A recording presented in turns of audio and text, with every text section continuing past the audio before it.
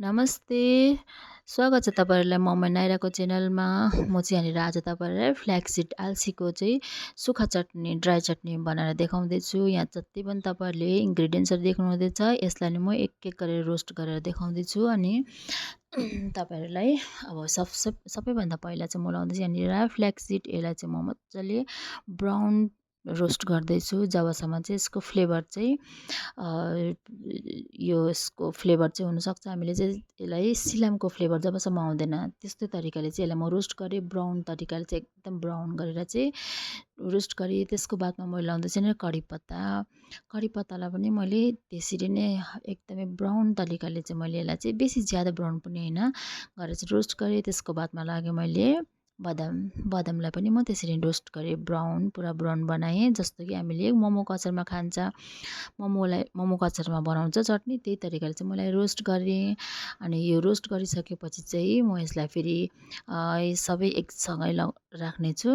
अनि फेरि यसको बाद चाहिँ लाउँदैछु म सुक्खा खोर्सानी। यो खोर्सानीलाई पनि मैले यत्तिकै रोस्ट गरेँ। खोर्सानी चाहिँ तपाईँहरूले स्वादअनुसार लाउन सक्नुहुन्छ। अनि यहाँलाई मैले लसुनलाई पनि मैले रोस्ट गरेँ। यो चाहिँ अलिकति लिक्विड तरिकाको हुन्छ, त्यही कारण चाहिँ म यसलाई एक्स्ट्रा राख्छु।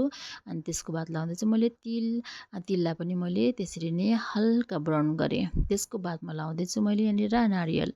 यो चाहिँ सुक्खा नारियल हो। सुक्खा नारियललाई पनि मैले रोस्ट गरिसकेँ। अनि बादमा ब्ल्याक पेपर, यो चाहिँ मरिचलाई पनि मैले यसलाई चाहिँ सबैभन्दा कम्ती रोस्ट गरेको छु, किनकि यसलाई रोस्ट गरेको नगरेको फ्लेभर त सेमै आउँछ, त्यही कारण तर पनि मैले रोस्ट गरेँ। अब यो जति पनि रोस्टेड इन्ग्रिडियन्ट्सहरू छ यसलाई चाहिँ म अब मिक्सरमा लगाएर चाहिँ यसलाई पेस्ट, सुक्खा ड्राई पेस्ट गर्नेछु, जसलाई कि हामीले 1-2 महिना पनि हामीले स्टोर गरेर खान सकिन्छ। अनि यहाँ म लगाउँदैछु नुन स्वादअनुसार। यो चाहिँ रेगुलर हो। अनि यो चाहिँ ब्ल्याक सल्ट हो। यसलाई चाहिँ हामीले तपाईँले लाउनु सक्नुहुन्छ या लाउनु सक्नु पनि हुन्छ, अप्सनल हो। जस्तो कि यो हिङ पनि अप्सनलै हो, तपाईँ लाउनु पनि सक्नुहुन्छ, नलाउनु पनि सक्नुहुन्छ। तर मैले चाहिँ सिकेको चाहिँ यो लाएर नै सिकेँ।